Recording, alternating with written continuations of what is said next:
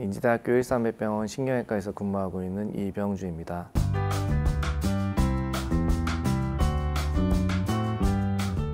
수술은 어떤 식으로 이루어지는지 척추 전문의 선생님마다 조금씩 다를 수가 있어요. 추간판 탈출술 같은 경우에는 추간판 탈출증을 제거를 해줘야 돼요. 그거를 내시경으로 사용하냐 아니면은 미세 현미경을 사용하냐에 따라서 조금씩 차이가 있어요. 그러나 근본적인 목표는 똑같아요. 신경을 누르고 있는 추간판을 제거한다. 어떤 게 뭐 특별하게 더 예우나 뭐 이런 게 좋다고도 볼 수는 없어요.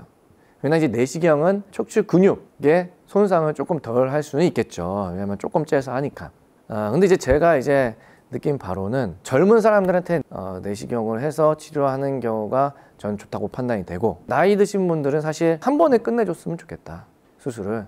그리고 통증을 확실하게 제거해 달라라는 분들이 많아요. 그래서 저 같은 경우는 이 나이 드신 분한테는 미세 현미경 시술을 해서 확실하게 디스크를 다 제거하는 방향을 사용합니다. 절개 범위를 말씀하신 이유는 회복의 속도라든지 흉터가 남는 그것 때문에 말씀하시는 그렇죠. 건가요? 예. 절개를 조금 하게 되면 회복하는 속도 좀 빠르고 일상생활로 가는 시기도 좀 빨라질 수 있고 근육의 회복도 좀 빠르겠죠. 근데 이제 절개를 좀 크게 해서 하게 되면은 그런 것들이 조금 더 늦어질 수가 있는 것이죠.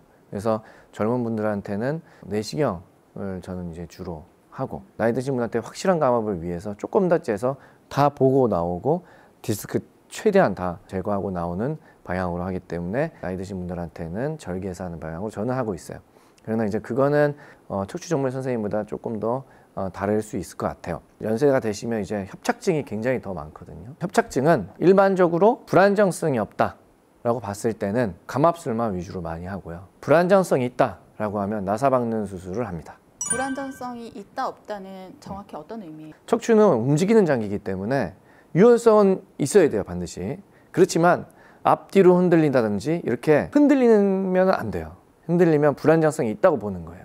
중간중간 구멍에서 신경들이 나오지 않습니까? 이런 신경들이 눌릴 수가 있어요. 또한 이 가운데에도 이렇게 신경이 있어요. 이런 신경들이 눌릴 수가 있는 거예요. 이런 불안정성을 우리가 알 수 있는 방법은 간단해요. 허리를 굽혔다 폈다 하는 엑스레이를 단순하게 찍어보면 돼요. 그럼 거기에서 척추가 앞쪽으로 밀리는지 뒤쪽으로 밀리는지 알 수가 있어요. 예, 그거를 보고 우리가 척추 불안정성이 있는지 없는지를 이제 확인해 볼 수가 있습니다.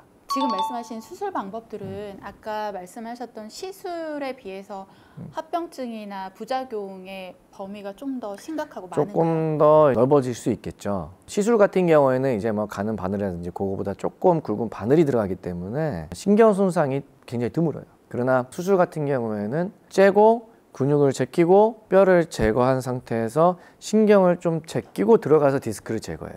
신경을 건드릴 수밖에 없어요. 신경 손상이 있을 수도 있어요. 많지는 않아요. 요즘에 뭐 나라의 이제 척추 전문의 선생님들이 손기술도 너무 좋아서 세계적으로 유명도 하시고 그래서 흔하진 않은데, 그런 신경을 이렇게 제끼거나 신경을 조금 건드리는 과정에서 신경 손상이 있을 수도 있어요. 그래서 시술보다는 수술이 그러한 신경 손상의 위험성이 조금 더 있다라고는 알고 계셔야 돼요.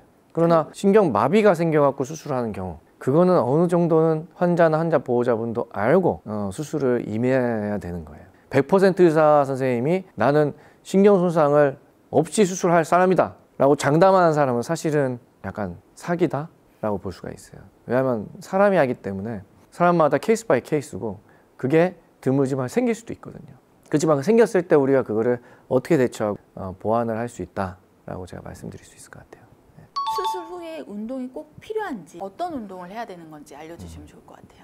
허리 수술을 하고 나서 빨리 움직여야 된다. 저 같은 경우는 허리 수술하고 나서 그 다음날에 바로 걷는 걸 합니다. 허리가 아프죠? 당연히 허리가 아파요. 그래도 보조기를 차고 바로 그 다음날 걷는 걸 합니다. 그럼 통증은 어떻게 조절하냐? 입원하고 있는 동안에 통증 조절할 수 있는 약들을 적재적소에 쓰면서 걷는 운동을 해요.